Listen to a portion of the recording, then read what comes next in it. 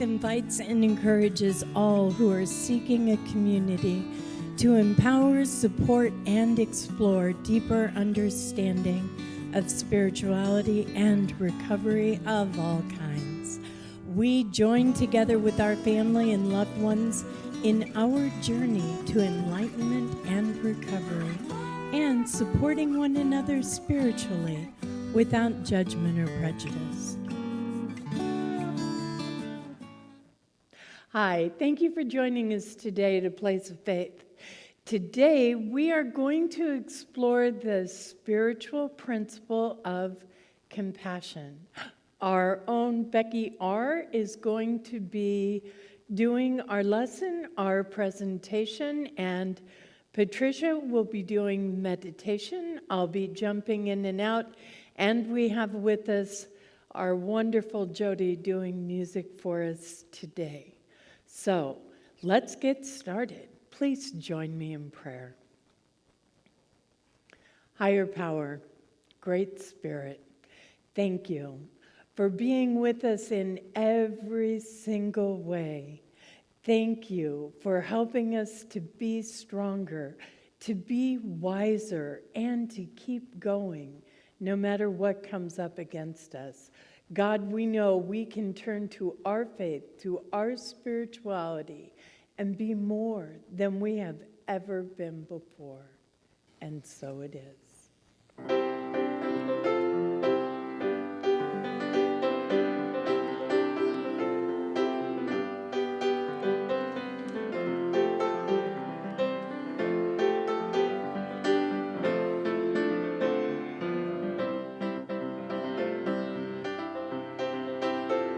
Open your heart to love. Open your heart to love. Then you will know what dreams are made of. Open your heart to love. And let the walls come crashing down. You'll find blessings all around. Don't look out, just look within. For you a new world will begin. So open your heart to love. Open your heart to love. Then you will know what dreams are made of. Open your heart to love. Reach out to your fellow man and always lend a helping hand.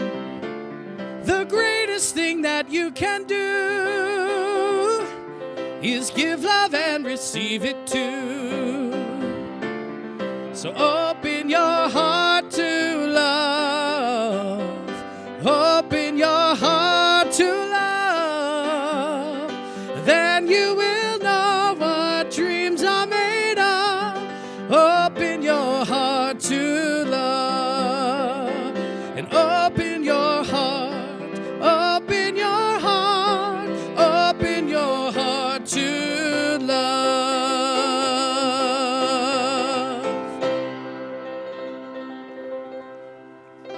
That's wonderful. Thank you, as always. My name is Beci R., and on the spiritual principle of compassion, I am here to talk to you about the concepts to contemplate, for contemplation.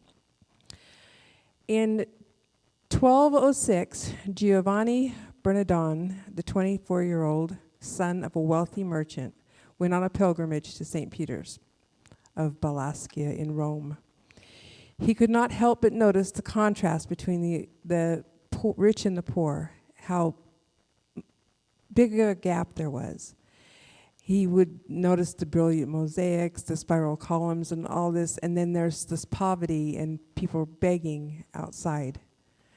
So he persuaded one of the beggars to switch clothes with him. And of course he was wealthy, so the beggar looked wealthy, but he spent the rest of the day begging for alms in the light of this. And it was one of the first great empathy experiments in human history, at least that we have recorded. This episode, what happened to this young man was the turning point in his life. And he soon founded a religious order whose brothers worked for the poor and the lepers, and who gave up the worldly goods to live in poverty like those that they served. Now, I didn't know his name. You may have known it. Giovanni Bernardone is known as Saint Francis of Assisi. And at the end of our talks every week, we say that prayer. So to me, it's just an amazing concept, this compassion that he learned at such a young age. And he said that he is remembered for declaring, "Grant me the treasures of sublime poverty. Permit the distinctive sign of our order to be that it does not possess anything of its own beneath the sun, for the glory of your name, and that it has no other patronage than begging." So our greatest example of compassion from the Bible that I was when I was researching was Psalms 86:15. It says, "But you, Lord, are a compassionate and gracious God, slow to anger, abounding in love and faithfulness." Another one I found that was wonderful in the Bible was, "God's compassion is infinite and eternal. In fact, his compassions are new every morning." Every morning. So no matter what happened the night before, every morning it's new. They never fail. And that's from Lamentations 3:22, 23. I hadn't heard of that one before, so I had to go research it. God comforts his people with compassion. Compassion is not just a feeling with someone, but seeking to change the situation. Frequently, people think compassion and love are merely sentimental. No. They are very demanding. If you are going to be compassionate, be prepared for action. And that's a quote from Archbishop Desmond Tutu. Those are my concepts to contemplate for today. Thank you. My name is Linda B., and it is my honor to share with you the principle in action for compassion. I could actually give so many different examples of how the compassion of someone else has touched my life, has changed my life, has even changed the path that my life was on. I am going to go back in time a little bit and honor someone who touched my life deeply. So bear with me, because this is likely to cause some emotion to show up. When I first got clean and sober in the first months, the first year, I was working at restoring custody of my youngest child, and I was working with a social worker. And we all know social workers working in the field with CPS have a pretty bad rap. Not caring, not compassionate, no time, won't check in on you. And we've heard so many stories. My social worker her name was Mary, and she was so not the ones you hear of. She was way outside the norm. And shortly after I'd been given custody of my youngest back, he was just a toddler. I had been living on the streets, and I'd managed to find a job. He actually was given back to me while I was in sober living, which wasn't supposed to happen. Everybody was trying to help, so much compassion, right? And I got a studio apartment that I could have him in. I was going by bus everywhere that there was to go, didn't have a car, not even sure I had a driver's license at the time. And my social worker, Mary, took me to the store and bought me out of her own pocket a stroller for my toddler. Still gets to me. I knew if I tried to share this story, you would hear that in my voice. And she told me, how do you say thank you for that? She got one big enough, and I wouldn't hold all my laundry, but it would hold grocery bags and my kid. And wow, that was so helpful. And, it's like, how do I thank you? How do I thank you? And she told me, you can't. Nothing you can do. This is a part of my spiritual tithe. I'm giving forward because when I was in need, people gave things that I needed to me. And to this day, I'm still paying that forward. And for me, that's the principle of compassion in action. Thank you.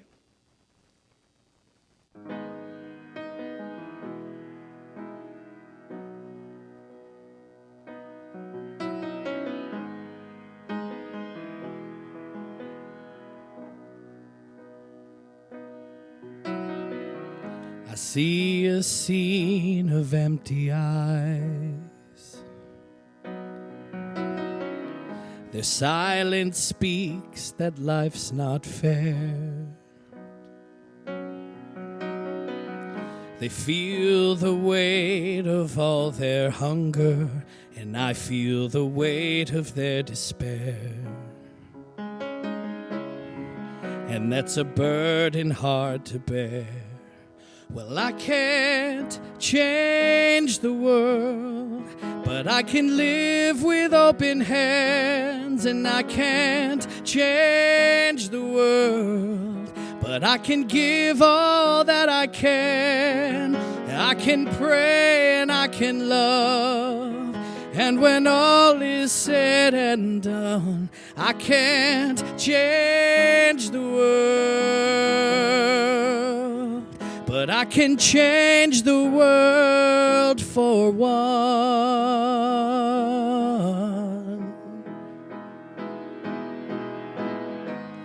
Hope can drown in so much need,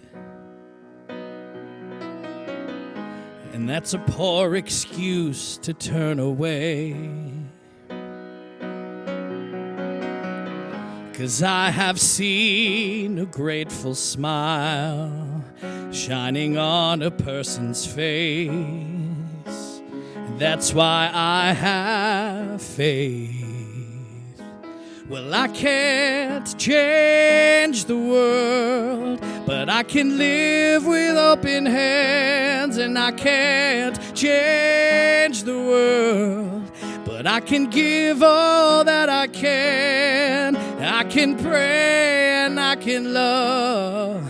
And when all is said and done, no, I can't change the world, but I can change the world for one, half a world away, or just across the street. May my eyes be open to anyone in need. Well, I can't change the world. No, I can't change the world, but I can pray and I can love. And when all is said and done, I can't change the world, but I can change the world for one. I can change the world for one. I can change the world for one. Oh, I can change the world for one.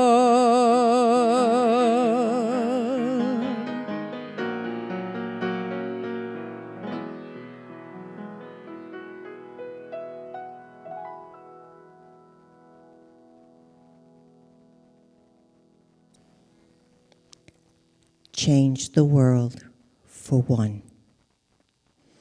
Thank you, Jody. Let us center ourselves right now in this loving place. Let us focus on the love around us, within us, whirling like a tornado from within, just spreading the love and compassion outward. Take a breath.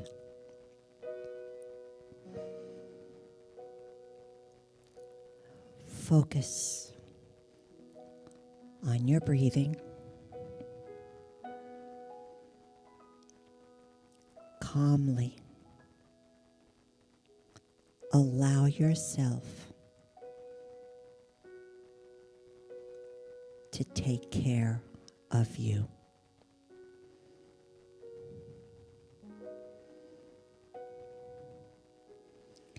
Compassion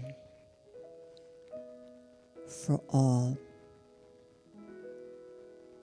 includes compassion for ourselves.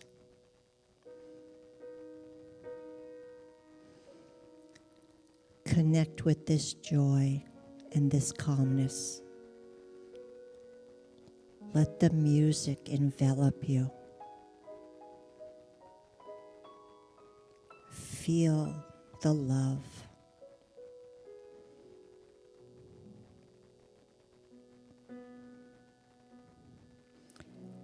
Feel your infinite connection with all around you.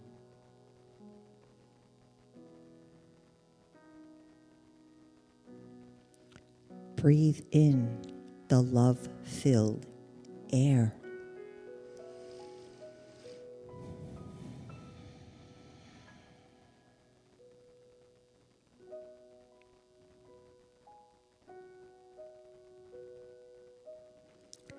Your inner whispers ground you.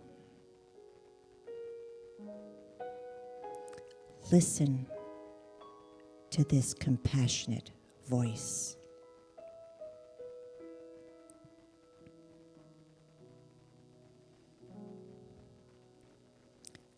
Breathe in calmness.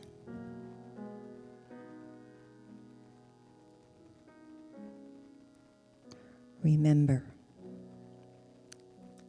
caring for others also requires caring for yourself.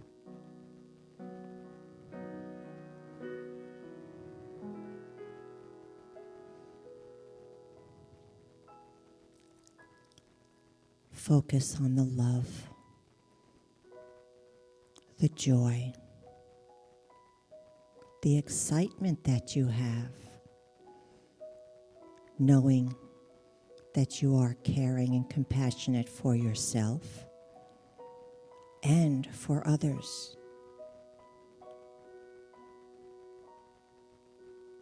A compassionate gesture doesn't have to be a large, big,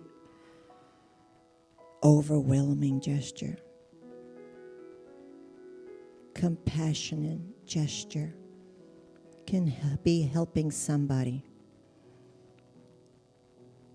take a box of detergent off the shelf in a grocery store that they can't reach. That's seeing that others need help and you're there to help.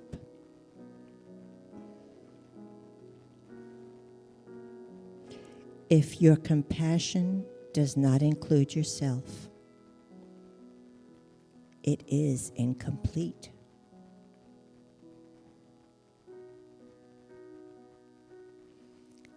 So embrace yourself first. Trust me, you deserve it.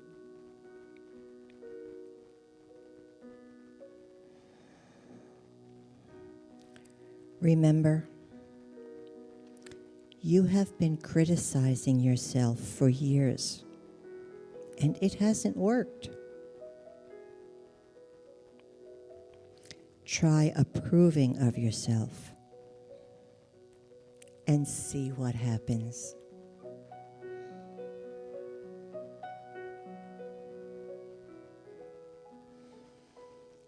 Breathe in the love. Allow it to embrace you.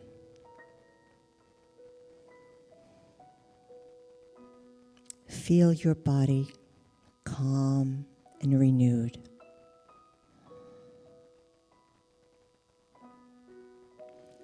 Feel your spirit connected and renewed.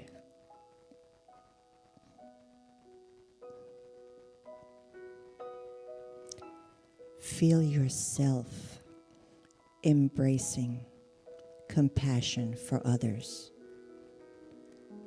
Also embracing compassion for yourself. Take in another exhilarating breath. Feel the love. Feel the joy. Be happy. Open your eyes and smile. Be thankful for everything that you see, everything that you know that's all around you. This is love. This is who you are. And because of this, the world is such a better place because you are in it. Be blessed. Be joyful. Be happy. You are love.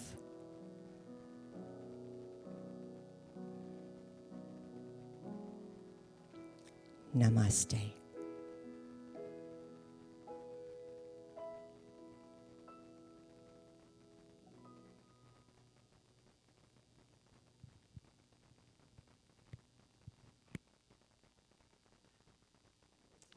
That was really good.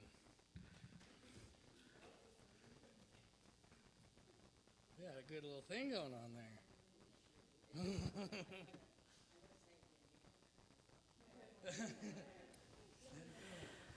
Hi, my name is Becky R., and I'm going to speak to you on the principle of compassion. First of all, I would love to say thank you for the share, Linda. That was wonderful.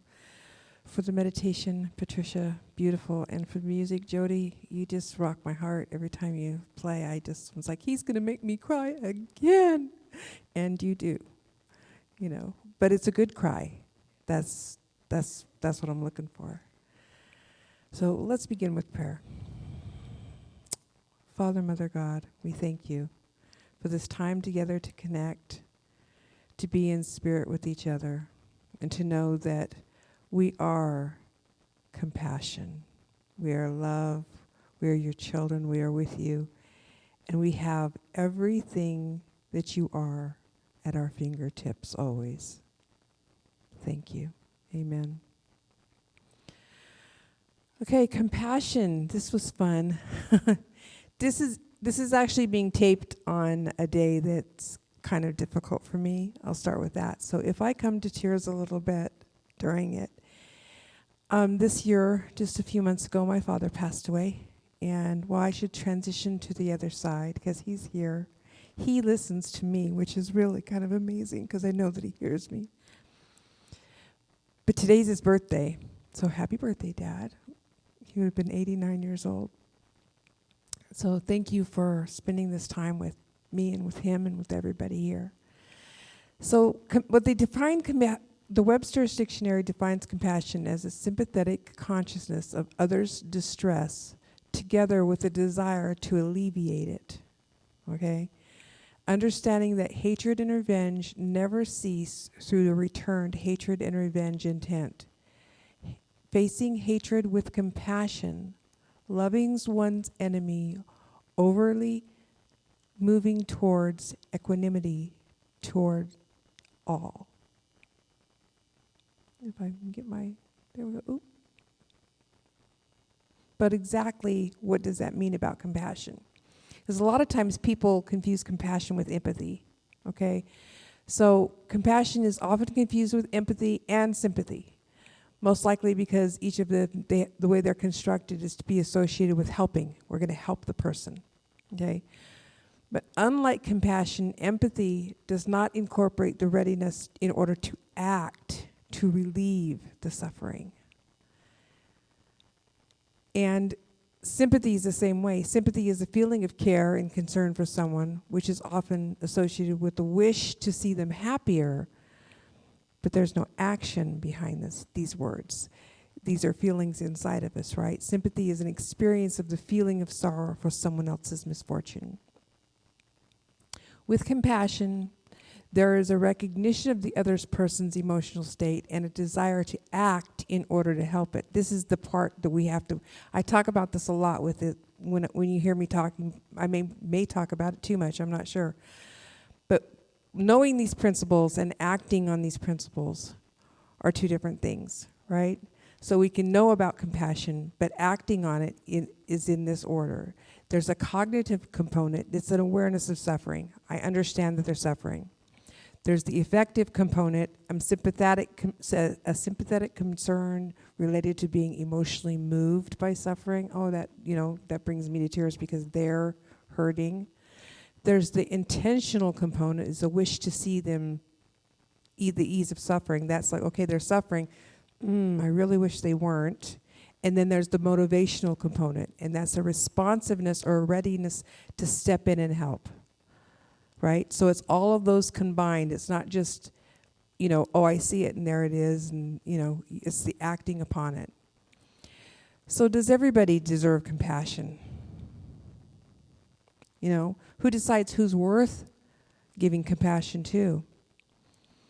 And this one is really struck home a lot lately too, because there's been some things coming up in my life that people are very surprised when they say, this person hurt you and we're coming to you, and how can you be so compassionate towards them? And I'm like, because that's who I am, love, and I am compassion, and I have went through this, and I know that on the other side they will find this too. They will also be healed. And what I'm hoping for you and your family is that you become healed. And to me, that's compassion, because I walked into it knowing that it was an act of love and compassion that was going to heal a family. So what would our higher power say about it? Who deserves compassion, who doesn't? Somebody hurts you or does something bad to you. I kind of think my higher power would say, hello, I'm the boss around here, I'm the one that decides. And if I decide one person deserves it, then we all deserve it. That's kind of the story that I get when I talk about this. So I found some stories online. They're really brief.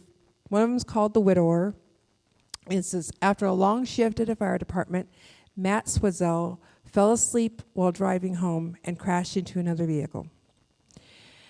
He took the life of a pregnant mother, her name was June Fitzgerald, and injured her 19-month-old daughter. And according to the Today.com, Fitzgerald's husband, a full-time pastor, asked for the man's diminished sentence. So he went to the trial and said, please lessen the sentence. And he also began meeting with the man for coffee and conversation. And for many years, the two of them remained very close. So that's an act of compassion. Even at a huge loss to himself, he knew that the man was working and he fell asleep, and it was an accident that happened, right? So here's one that wasn't quite so accidental. It's called The Unlikely Partner. An Iranian woman named Shamir Al-Ajad, and I'm going to murder that name over there, right? She had told the Associated Press that retribution had been her only thought as after her teenage son was murdered.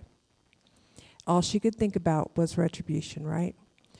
So she put it at the time, in Iran, they have a different state of way to sentence people. The family can actually sentence and commit the act of murder if the person is found guilty. So as this man is going to be hung, the mother of this teenager that lost her teenager walked up, slapped him across the face, and took the noose off his neck. So she was still hurting, but yet the compassion, she said it was a last-minute decision. She didn't even know she was going to do it because all she could think about before that was, he deserves to die because I lost my son. And here's one more. The compassionate officer, his name's Stephen McDonald. He was a young police officer. This was way back in 1986 when he was shot by a teenager in New York Central Park, an incident that left him paralyzed. He said, I forgave the shooter because I believed the only thing worse than receiving a bullet in my spine would have been to nurture revenge in my heart. So that's what McDonald wrote.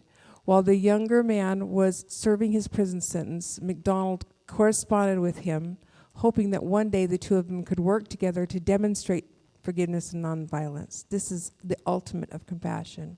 Unfortunately, the young man died just days after he was released from a motorcycle accident. So these are real in-depth compassion examples. But as our meditation said, and as our wonderful sharing went, compassion can be so small. I mean, it can be a smile, right? It can be a holding the door open for someone when they need to come in. It can be taking the walker down the steps so that the elderly person can get down or up the steps. Compassion comes in all different ways, right? And who deserves it? Pretty much, we all deserve it, right? So there are ways to cultivate compassion if you don't already have it. And Lisa Rankin, MD, she's a physician at New York Times. She's a best-selling author. She said there's some easy tips on how to do this. So we're going to run through some of her easy tips. If you don't already have compassion, ways to build it. Start by practicing self-compassion. Well, there's a good one, right? Even in our meditation, it's really so much easier. And I know with this being in recovery, it was so easy to serve and show compassion to everybody else. But coming back at myself was just like, that was a hard lesson to learn. I'm glad I've learned it. Ooh, yeah. But it wasn't one of my easier lessons because it was easier for me to help somebody else. So compassion, according to Padma Chodron, she's an amazing author. She's a monk. Compassion for others begins with kindness to ourselves. Kindness to ourselves. And that can be in little steps too. If it's something that is new to us, we can start with baby steps. It can be easy. Shut the TV off and take a bath. Set that last little piece of work aside and give yourself a few minutes to meditate. Compassion can come in so many different ways. So the second tip is to put yourself in someone else's shoes. That's a little bit harder, especially if you're angry or in a rage about someone you feel like some kind of injustice has happened to you. And the thing that happened to me and that my whole family went through just recently, had they approached me with this request for understanding and all this 20 years ago, I would probably not have been able to show them the compassion that I showed them. And I probably wouldn't have been able to bless them and hope that their family heals. I probably would have still harbored a lot of anger because I was hurt for a long time. So this is a testament to my growth inside this program, is because now I can go, yes, I see and I understand and I can love you just the way you are, and I can hold the space for you to heal. So if we put ourselves in someone else's shoes, that kind of gives us that idea. What would it really be like? Okay? So number 3 is we move beyond our self-referencing. So it's practice shifting from our perspective, from exclusive thinking, because this is a big, wide world here. This isn't, it's not just, what did I see the other day? I saw a quote that said, people are really going to be surprised when they get the map of the universe and find out they're not standing in the center of it. It really is. We are not the center of the universe. We're a part of everything else. And so compassion is part of who we are. So practice shifting from our perspective. And A quote on this was from Jack Cornfield. Our sorrows and wounds are healed only when we touch them with compassion. Because it's really easy to tear at our wounds, right? But if we touch it with compassion, imagine how much healing will happen. Number 4 is practice kindness without people pleasing. Ooh, there's a qualifier. It's easy for me to it was easy for me to people please, I would say that. I was the ultimate, I probably could have won the Grammy award on people pleasing years ago because I was, as my mother said, I was the glue that held the family together, because I was the people pleaser. I made sure everybody was right and everything. So you have to practice that kindness without the people. Be kind, but have those boundaries. And that's hard. It's a lesson that we learn. These things are simple, but they're hard. How many times have we heard that, right? It doesn't mean we're selling out the truth in order to make someone happy or make somebody feel good. It's authentic kindness, okay? Number 5, relax your judgment. Relax our judgment. I'll say that too, our judgment. Okay, it's really easy to judge somebody. It's really easy to slap a label on them and say, this is who they are. That's just who they are, What if we took that label off and said, maybe we really don't know who they are? Maybe we haven't given them a chance to become who they are to us. Relax our judgment about it. What if we could just let them keep these labels off? There's no right or wrong. We stay within our own boundaries, and we let them be within theirs. And if that keeps them in our circle of friends, it does. If it doesn't, then they'll have other friends to go to. Releasing judgment of others starts with letting go of self-judgments too. Isn't that easy? How many times in a day does someone say, including myself, that's just the way I am? That's just the way I am. Is it now? Or have I just used that as an excuse to not try to open up to not label myself? Or that's just the way they are. Well, had they been given the opportunity to make another choice? Maybe they are making the only choice that they can. We don't know. But if we slap the label on them, then we've said, we've judged them. That's who they are. Number 6, listen generously. This is a big one for me. And I learned this when I was at the Unity of Phoenix, and I was in the chaplain program, and we did this listening exercise where people listen at 25%, then they listen at 50%, then they listen at 75%, and then they listen completely. Listening is something that is an art. You have to do it, and you can't do it if you got your we cannot do it if we've got our phones stuck in our faces. It's not possible. Or if we're distracted by something else, or we're typing on the computer, or trying to write notes or whatever. Listening generously means actually focusing and listening to the person, right? Without judgment. When you listen generously to people, they hear the truth in themselves, often for the first time. I don't know how many times I've been talking and with someone that's listening to me, and by the end of the conversation, I've already answered my own thing because they listened to me and they heard who I was and what I was saying. It's amazing. Number 7, healing our own trauma. It's a big one. It's hard to do again. Simple techniques out there to do it. But healing trauma, touching ourselves with compassion, right? If we hold in unhealed trauma, it festers. Do they even use that word anymore? Festers. It grows and grows and becomes whatever it needs to become to get out. It'll find a way out. In lots of other ways, they're finding that scientifically now. People holding in, years ago, ulcers was the big thing. Everybody has an ulcer because they were so stressed. It's because we were holding all this stuff in, right? So compassion is an action word with no boundaries. Prince said that, really. I found that. I was just like, really, Prince? An action word with no boundaries. I think it's cool. I didn't know he was quite that sophisticated, but, it was like, wow, that was cool. Number 8, practice presence. Be where you are when you're there. You're not reliving the past or rehearsing the future. Practice the presence. Try to be fully present with everyone you encounter, right? Avoid looking at your phone, multitasking, glancing at the TV, behind your lunch date. Every restaurant you go into, when you can go into a restaurant, there's 40 TVs, and they're expecting you to look up and look at the TV. What you're having a conversation at the table, but they're distracting you with the TVs. Be present.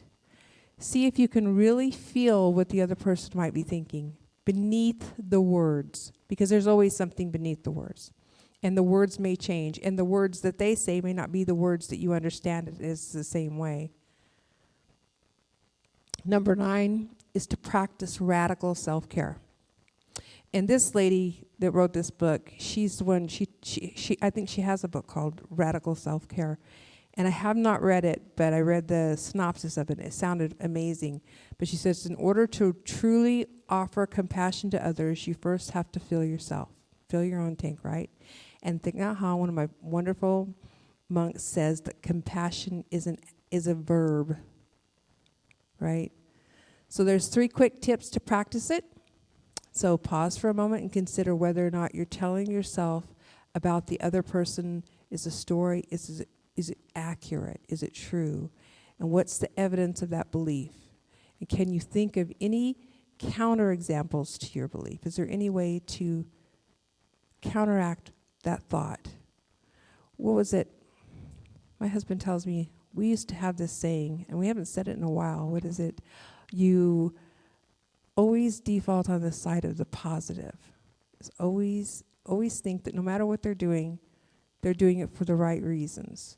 And it changes the way you think about things if you try to think that they're doing their best. They're always trying to be positive. So if you find that you've been engaging in an all or nothing thought or generalizations, consider a more balanced thought might be instead, he's a terrible person, consider saying that I don't like that what he did. I always told my children when they were growing up in their late 30s and early 40s now, it's not what you do. I'm not saying that you're a bad person. I'm saying that what you did was not right. And I can separate the two, but that you're still gonna be held accountable for what you did. So consider engaging in an international act of kindness. Random acts of kindness are amazing. You'd be surprised how many people will pay for the coffee of the person behind them in a car. I heard one time, I don't know, it went on for days at one Starbucks, where the word got out, and they always paid for the person behind them because someone had paid for theirs, so they would pay behind, and it would go on for days. I don't know the record, but it was amazing to hear the story. Just little things like that, get strollers bought for you. Those are amazing. So from the Dalai Lama, I found 2 wonderful quotes. It says, it's not enough to be compassionate, you must act. And I really believe that compassion is the action verb. It really, we can feel it, and it's complete when we act on our feelings. And it has another one that says, love and compassion are necessities, not luxuries. Without them, humanity cannot survive. So I'll leave you with this last quote. And it says, this is from Desmond Tutu, and he's a South African Angelic Archbishop. I quoted him earlier. He's also known best for he won the Nobel Peace Prize in 1984, and he's been opposing the apartheid in South Africa for way before that. He says, the central concern is the healing of breaches, the redressing of imbalances, the restoration of broken relationships, a seeking to rehabilitate both the victim and the perpetrator, who should be given opportunity to reintegrate into the community he has injured by his offense. That's part of what has happened in my life, is I've been asked to be a part of this family again, and with my compassion and my love, I'm willing to be open to do that. And it's an amazing feeling to being on this side of it. And I'm grateful that my recovery has led me here. So let's pray. Higher power, thank you for this time together. Thank you for the words, for the quotes, and for those listening. And I pray that It touches the hearts of those that need it most to know that there are people willing to be compassionate towards them, to love them, to not label them, and to be in their presence with them as they are, knowing that compassion is for everyone. We all deserve it. We all are empowered by it, by giving it and receiving. We say thank you. Amen. Thank you, Becky, Linda, Jody, Phil, Bob, Samantha, Frankie, for being here, for helping all of us, for putting this service together. In recovery, we are offered opportunities to be of service. Right here in El Cajon, we have 2 establishments that could really use our service. The Salvation Army, they need help. They need food donations. Look it up, their address, their website, give them a call. They'll tell you what they need, where to bring it, and the hours that you can bring the food down to them. The other opportunity we have is to give blood to the San Diego Blood Bank. We also have an office here in El Cajon. Their telephone number is 619-441-1804. Give them a call. Let's be of service.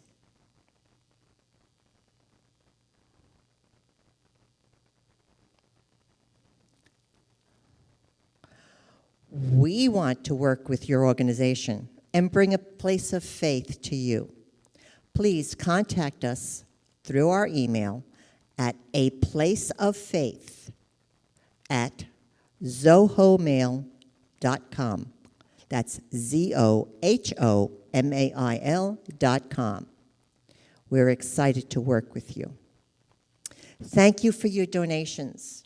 You can send your donations to the Unity Church of El Cajon, 311 Highland Avenue in El Cajon, 92020. Or you can donate on our website, www.unityofelcajon.org. Hit the donate button. It's very simple, it's easy, it's secure. Please make sure that you put in the memo that it's for the ministry of A Place of Faith.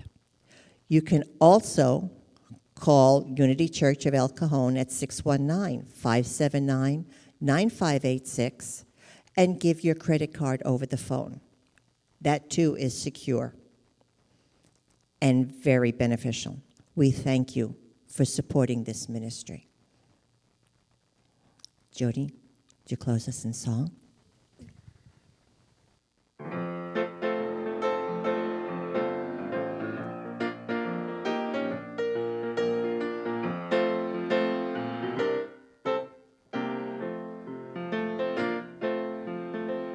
Love is my decision. It's up to me to give of my heart. Love is my decision, and no one else can tell me to start. And once I decide to change my mind, God will show me how. Love is my decision right here and now. And love is my decision.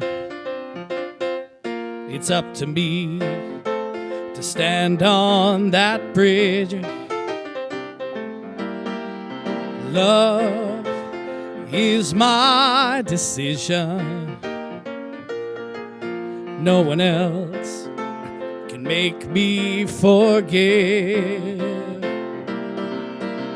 And once I decide to change my mind, well, God will show me how. And love is my decision right here and now. It's my decision right here and now. My decision right here and now.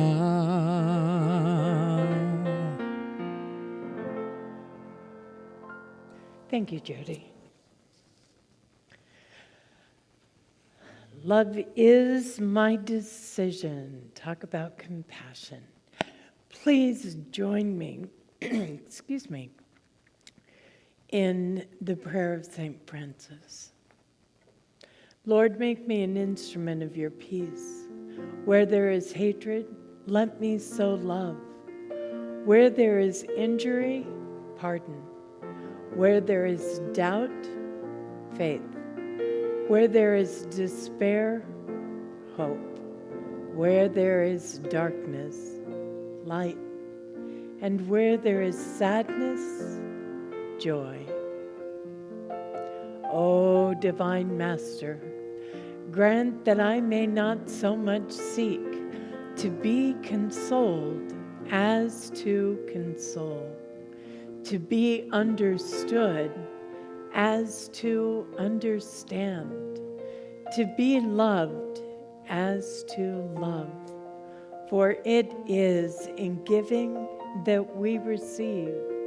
It is in pardoning that we are pardoned. And it is in dying that we are born to eternal life. Amen. Thank you. See you next week.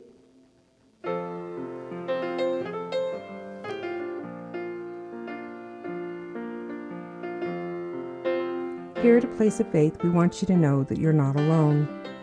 We know how challenging these times are. We want you to know we're all in this together, doing the best that we can, where we are, with what we have. Reaching out and asking for assistance isn't always easy. It takes courage and strength. We understand this struggle as well. Below you will find a list of local resources that are here to assist those in need. If you have an emergency, please dial 911. Your health in mind, body, and spirit are very important to us. Blessings.